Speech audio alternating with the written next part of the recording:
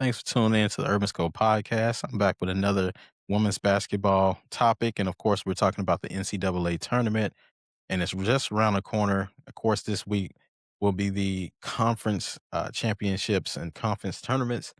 So it's going to be very exciting to see about the seeding after it's all said and done, but it's just underway. And of course, a lot of the talk about who is going to win the big tournament because it's so unpredictable most of the time, um, especially in the men's game. Not so much the women's game. Pretty people pretty much have a consensus favorite, which is none other than UConn. Now, making the case for UConn trying to make a title run for their 13th national championship, all under Gino Ariema, of course, the most storied program in sports history, I wanna say, not just the collegial level, but I wanna say the professional level as well, unless you're talking about, like, the Lakers or the Celtics or the Yankees, around one of those that have more than 10 plus championships. There are not a lot of franchises or programs that have that many championships, but UConn has been afforded that luxury, and also, I mean, they lost a lot of championships on last second shots and they played championship games, so they could have had somewhere close to about 20 championships, which would be astronomical in the sense of winning. It's kind of like that Bill Russell type run that Gino Ariema has. He sent several athletes to the pros and made many champions, and he's just the storied he's considered the best coach of all time, whether you wanna say college or pros, he's that definitely arguably, because most people can't say that, but, all of these championships, the 12 that they have been under Geno, so that's a phenomenal feat as well, but making a case for UConn this year, which they went undefeated this year. They just played, yesterday of the time of this recording. So they went undefeated again. So this is probably the easiest case to make for any team in the that will be in the tournament, because they're the number one overall seed more than likely. And then in addition to that, um, UConn has just been phenomenal and been so dominant. So this is the easiest case that you can make. And UConn has the best scorer slash shooter you can say in the nation right now with AZ Fudd and what she's been able to do, especially post Paige Becker's era and what they were able to accomplish last year and how dominant they were. So it's been just phenomenal what they've been able to do. Um, but she is the most experienced player on their team. She's still a part of that championship pedigree that they've had. She's the spearhead. You could say she's the engine. She's all of those great things that they need in in a championship team. But I'll talk about their most important asset in UConn in a little bit. Um, but they are second as a team. They're leading. They're the second leading scoring team, uh, points per game behind LSU. So they've put up a lot of points, and then they probably would be the leading scorers, but their point differential is so massive at almost 38 points a game that they're usually beating teams by on the average. So they pull up their starters out early, so they're not scoring as many points. The players that are playing are not averaging more points as they should because they're getting these big leads and they're getting, pulled out of games early. So it could be a lot worse. They could be probably averaging about 100 points a game, but I think they're averaging around like 89 points a game. But hopefully around the tournament time, they'll have more competition and that point differential will be, somewhat the gap will be cut down because it's just haven't been competitive for them as far as playing teams. And in their conference, there's not a lot of competition. Most of their competition comes from other conferences, i.e., the SEC or the Big 12 conferences like that. They don't really have competition within the Big East. They're pretty much cream of the crop. But I think even if they're in the SEC or Big 12 or Big 10 or whatever, I think they will still be pretty dominant, but just not as dominant. Maybe the point differential will be around 15 to 25 points, but I think they'll have a lot more competition than they do now. But They do have one of the well, maybe the best front court player in the nation, especially when it comes to versatility, and Sarah Strong. Now, front court players in the country, of course, you have like Audie Crooks, and then you have Lauren Betts. But when you think about versatility, being able to shoot from the outside, being able to post up, being able to rebound, being able to defend, being able to pass, Sarah Strong has all of those assets.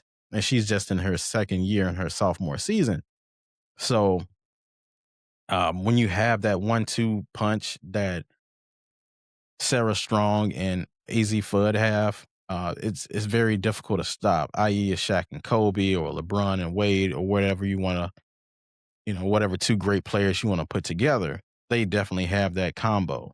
So, and Sarah Strong, I compare her a little bit to Joel Embiid, not so much of the footwork, but just having the skill set of being able to being equally dominant from the post and from the outside and even the mid range if she wants to shoot that. But it's just phenomenal what she's able to do already. She's just a dominant force, but you can't really stop her because she has so many different ways to attack a defense.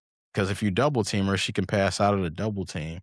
If you can force her out of the paint, she can shoot the outside shot. If you run her off the line, she can score in the paint. Or she can just be a force on the defensive end. So it's very unique to have that skill set at that size.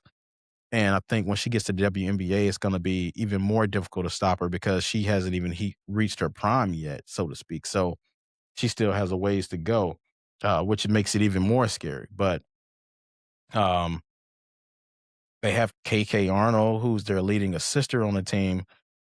She, she is a great passer. I think she could be an even better scorer. But like I said, they pulled them out of the game kind of early because of just their how much they're up already, and they're not trying to run up the score because Gino is pretty much a class act. So he he makes sure to keep all the rules of engagement and keep all the unwritten rules in the game. So he doesn't keep them in the game.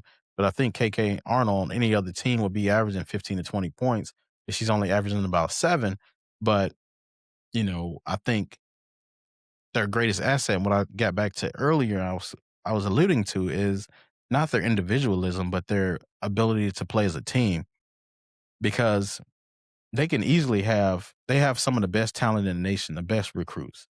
Any Pretty much any player on their team can average 25 to 30 points on any, small D1 school or any school that doesn't have a lot of talent around it, but they put all this talent together and they come together as a team as a unique as a unique collection of talent. So when you have AZ Fudge, she's averaging about 18 points a game. She could easily be averaging 30 points anywhere else. But the system they have is not, it doesn't allow you to do so. Sarah Strong, the same way. She can be averaging 30 and 12 somewhere easily. But it's about the talent that they put together and playing as a team.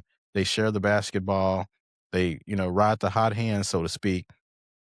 In any given game, anybody could be chosen to get their career high or get above their season average points per game, just because that is what they do, and that's the great system that Gino has created, and that's one of the strongest cases you can make for UConn being able to win it all because their unselfishness.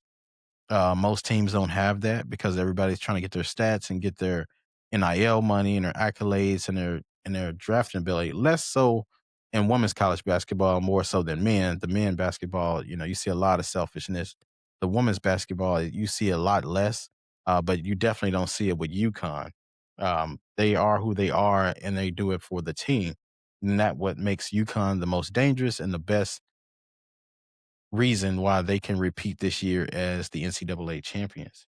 Um, they only have players averaging over 10 points a game, but they have 5 players averaging 7 points per game or more. And that just shows you how much they share the wealth, how much they are together as a unit, similar to when the Patriots first, was making their runs.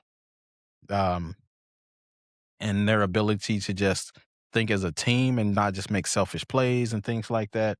UConn definitely has that.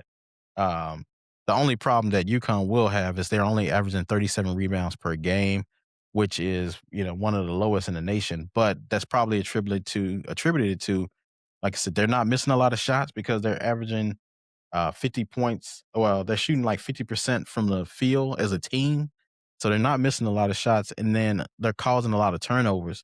They're causing at least 25 turnovers on average a game to the opponents. So when you're you're getting steals or you're getting, players to dribble the basketball out of bounds, you're not getting rebounds. So that's going to make your numbers look a little deflated. So I'm not more so worried about the rebounding because, like I said, Sarah Strong and all of those other guys all the other girls can get those rebounds. So I think a lot of their low rebounding numbers are attributed to getting high turnovers, which you don't get rebounds off turnovers. So I think that'll all work out. But I think UConn is the safest pick if you want to bet on somebody to win the NCAA championship. Tell me your thoughts about UConn and their chances. And until next time, I'll see you next time.